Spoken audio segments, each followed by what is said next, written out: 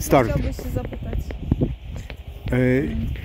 Jakie ma przesłanie dla białych ludzi, szczególnie dla Polaków? What is your message for the white people, especially for the Polish people, the Slavic left people? I think that, you know, after meeting with you and talking about so many different things, is that one of the most important things is we really need to come together. And just sharing what we know is that there's a great tie that we have with each other. And I'm talking about the beginning, you know, what Mother Earth means to us and what's happening to it. And from here in Arizona in America, I mean, we see the devastation of contamination and really changing the social way of life to people, how the people live. Because we're talking about colonization and capitalism.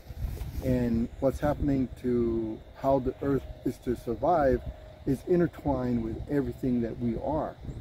And that's all being diluted. And so the way we feel here is that those people, and I always use the number of 20% throughout the world, need to come together to save life, to save tomorrow, to even have tomorrow for all our children and all the things that God created. So it's really, really important that, you know, we build on this relationship. And even I was told that it's important that we see and understand what the people, like in your area, Poland, Polish people, others, of how we can connect, because we have to connect, because the governments aren't going to do it. The people who are lost in their ways are not going to do it. So we have to step forward and make a difference. So you're talking about the 20% of the spiritual people of this world, basically, from the indigenous cultures, from the old cultures where we know where we came from. Those people, right? Yeah, those are the ones I'm talking about that more or less have went through a lot of ridicule, went through a lot of losing their life, you know, because of what they stood for. But really, you know, it was against colonization and capitalism to see that it was all about money and wealth and, you know, for those that will profit. And again, to deny the greatest gift, and that's the Mother Earth to all of us.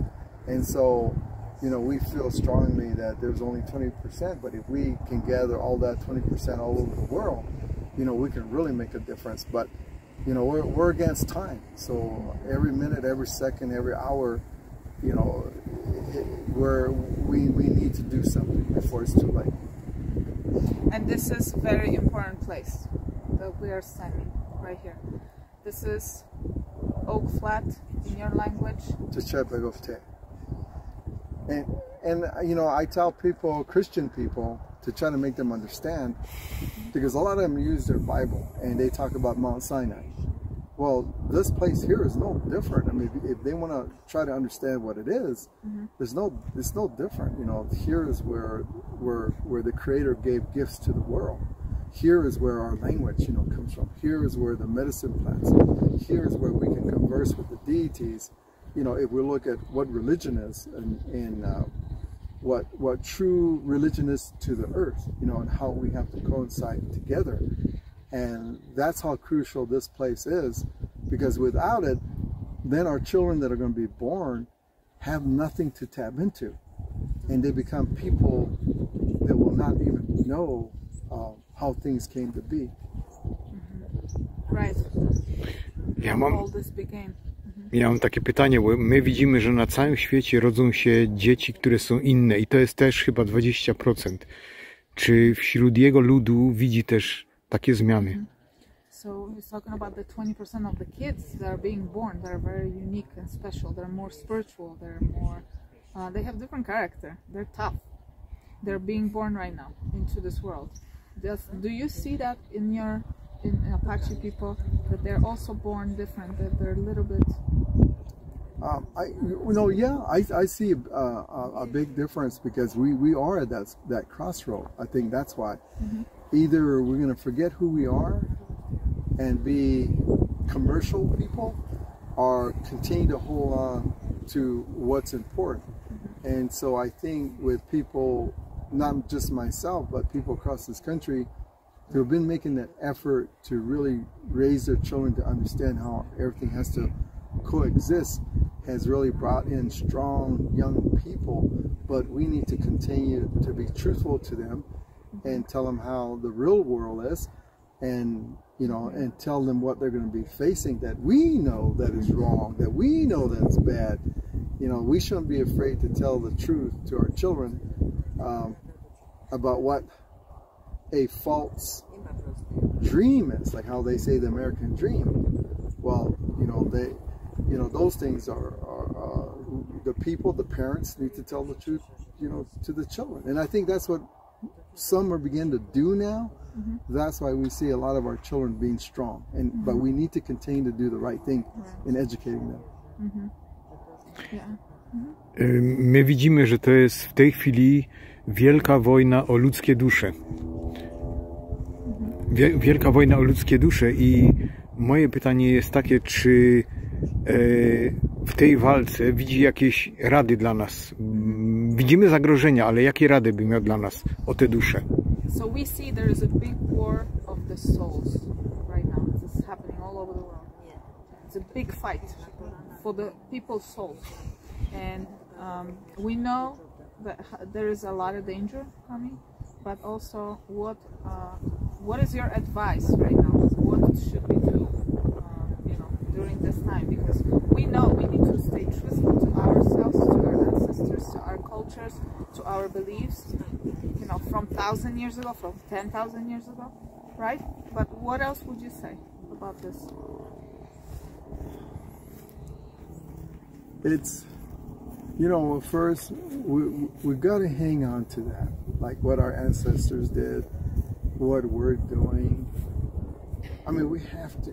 And as much as we don't want to at times, we have to go into that pen where these people sit and not caring. Even if we have to suffer, even if there's times that it may take somebody's life, because we have to sacrifice even for those who are bad, and I hate to say that, but that's why a lot of people suffer. But we're at the point where people need to take a look at themselves first, individually, and say, am I keeping the greatest gift alive, or am I killing it? Because you don't want to be a part of killing that greatest gift that was given the world.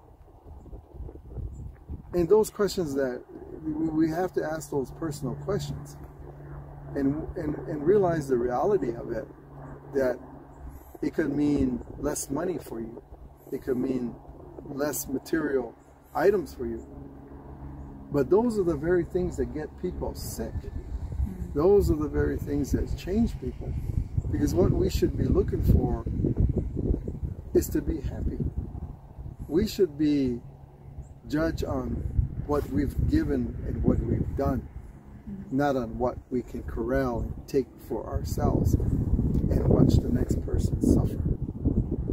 So it's important that we hang on to what our ancestors hung on to, and those that have fought, the same fight that we're fighting. But most importantly, understand that, like what we're doing today, coming together, and to know that there are others facing those same battles, but coming together, we can hold on to that greatest gift.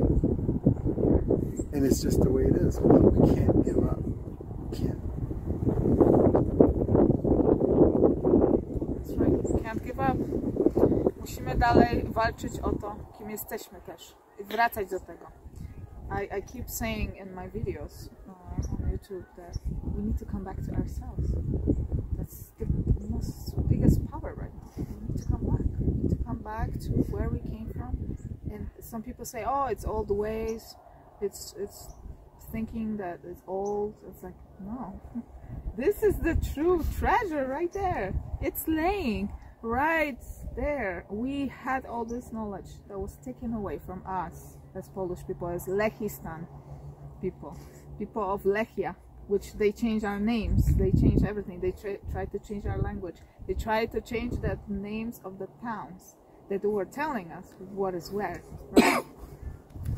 If something sacred was in that mountain, we went because it helped us in that language, our language.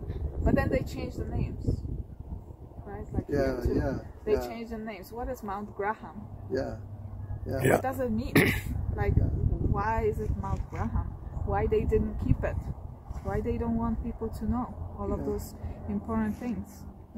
You know, and that's why, like at your place and our place here, it's important that we hang on and not look at it as it being an old-fashioned way or the wrong way. It's the right way, you know, because here in America, in Arizona, where I come from, is one of the things that we tell our children, that when you go live in a city, you have to remember that living in a city is like living in a carcass, living in a human remain that's dead.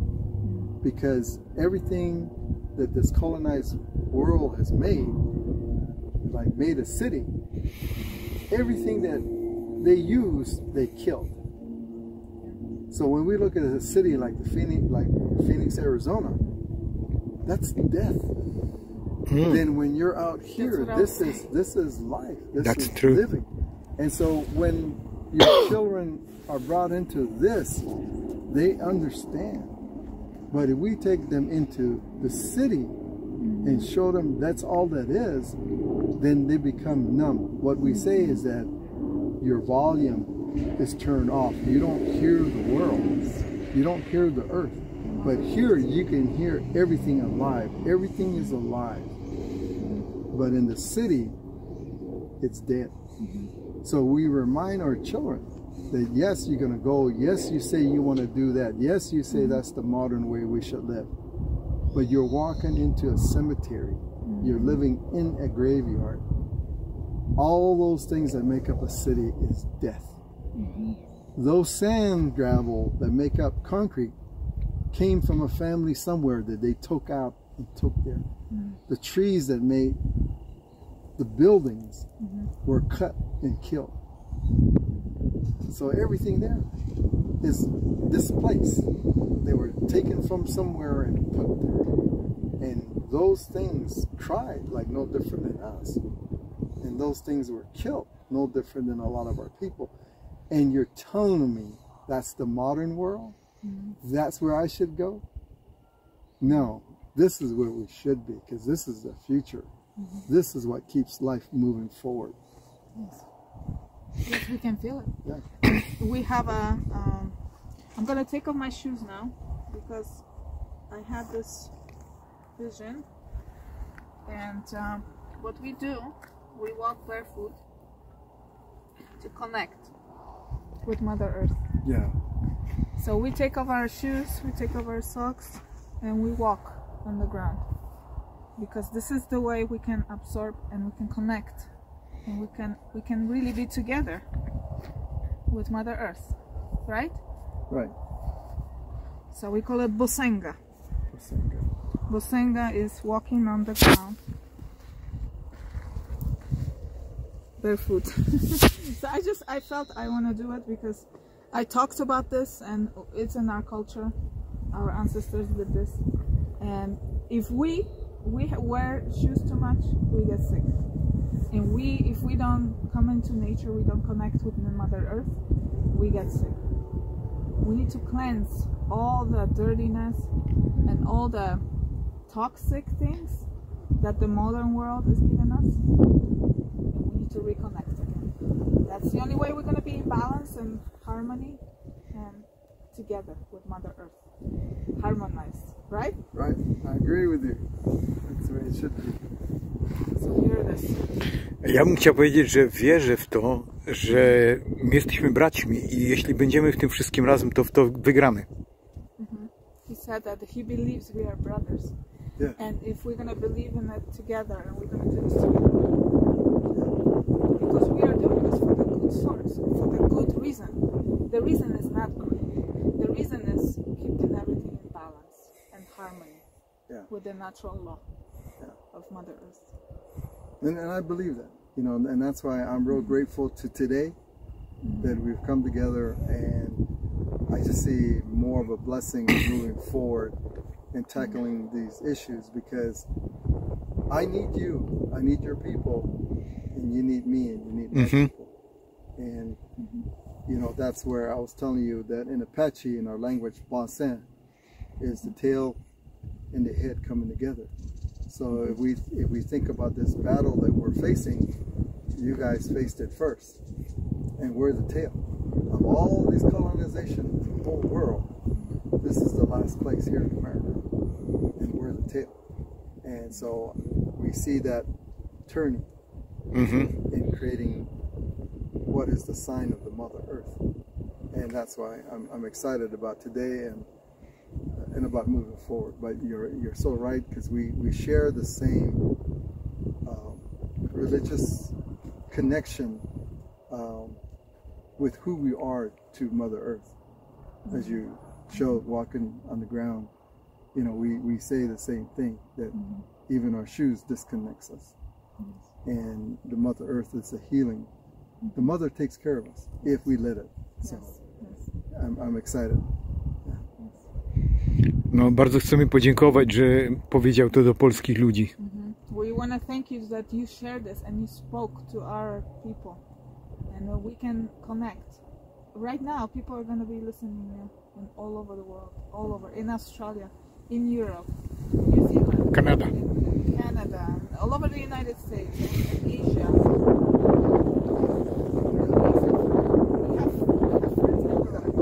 And we connect, and it's powerful. It's so powerful. Nobody will believe, right? That, and we're those little lights, you know, and we want to share this light. And we want to connect this light, because the more lights, the more powerful we are to bring this light into the earth and help. Powerful. In light, not the darkness, in light. Sounds good. In Apache, we say, what we plan to do, which means that let our road be guided by the Holy Ones as we move forward. So, thank you. Well, thank you. So yeah, much. thank you. Thank you for everything. Oh, this was good.